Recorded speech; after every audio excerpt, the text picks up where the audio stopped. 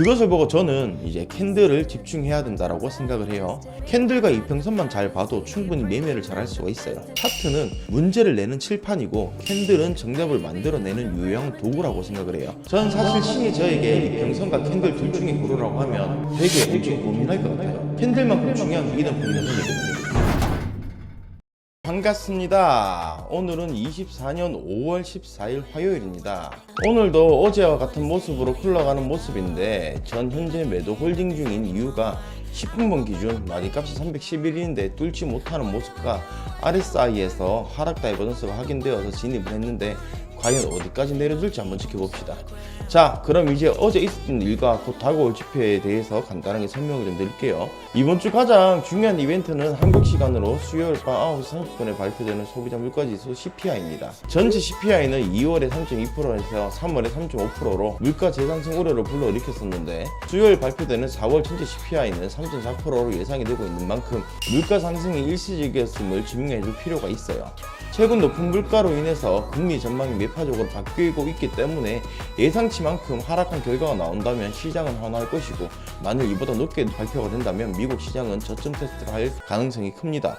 수요일 CPI 발표와 함께 소비자들의 지출 여력을 확인할 수 있는 소매 판매 데이터의 발표도 있기 때문에 이것 외에도 당장 오늘은 파월 의장 연설이 예정이 되어 있고 투심에 큰 영향을 줄 수 있는 경제 지표의 발표가 즐비한 상황입니다. 이처럼 금주는 파월과 물가 지표에 미쳐버리는 장이 될 수가 있으니까 오늘도 안전하게 이기는 매매해봐요. 우리 모두 화이팅입니다.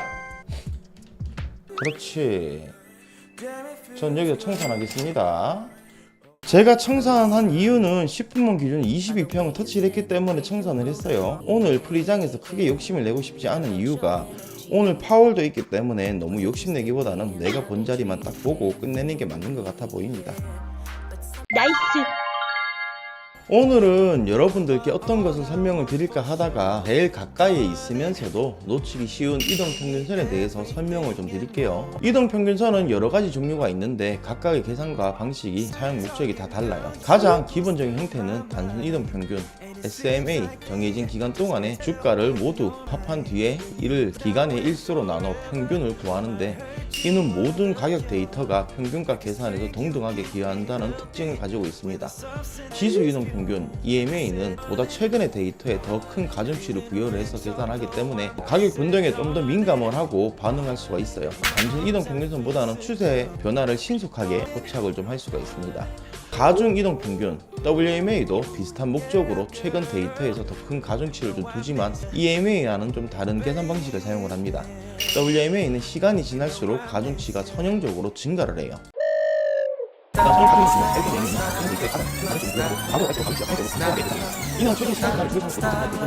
각기 다른 특성과 장단점을 가지고 있어서 자신의 투자 목표와 전략, 시장 조건에 가장 적합한 이평선을 선택하여서 활용할 수 있는데, 여러분들이 선물 매매하실 경우에는 단순 이동평균이랑 지수 이동평균 정도만 보셔도 충분합니다.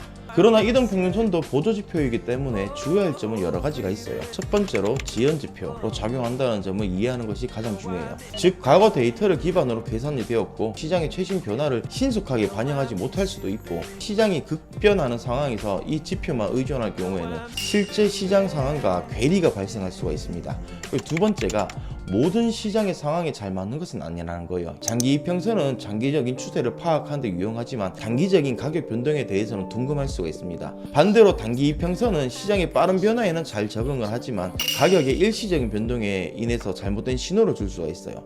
그리고 세 번째가 교차점을 투자로 신호를 작용할 때 주의가 좀 필요합니다. 골든크로스나 데드크로스와 같은 중요한 추세로 전환되는 신호로 해석이 될 수가 있긴 한데, 이러한 신호들이 항상 정확한 시장 전환을 예측하는 것은 아니거든요. 때때로는 이러한 교차점은 가격 변동의 자연스러운 결과일 뿐 실제로 지속적인 추세 변화를 의미하지 않습니다.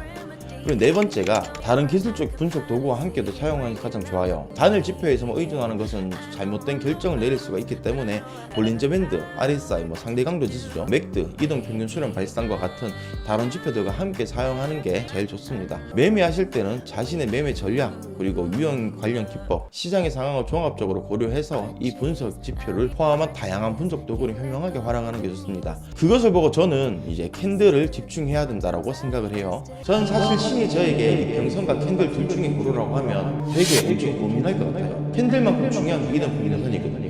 이평선이 바로 캔들의 평균값을 점 찍어 넣어서 선을 그어 놓은 것이기 때문에 중요하다고 생각을 합니다. 마지막으로 여러분들께 드리고 싶은 말은 차트는 문제를 내는 칠판이고 캔들은 정답을 만들어내는 유용한 도구라고 생각을 해요. 캔들과 이평선만 잘 봐도 충분히 매매를 잘 할 수가 있어요. 그러니까 캔들과 이평선 매매에 꼭 집중하셨으면 좋겠습니다.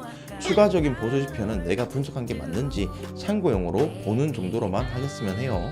존나 카리스마 있어. 4, 3, 2, 1 본장 스타트.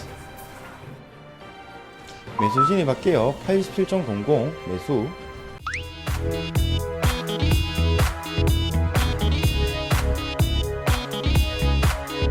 여기서 청산할게요. 청산 이유는 10분봉 기준으로 마디값이었어요. 그래서 나머지 자리는 제 것이 아니라고 생각을 하고 정리를 했어요. 욕심 부리면 안 됩니다. 각자 본 자리까지만 수익 내세요. 욕심이 과하면 언젠가는 부러집니다.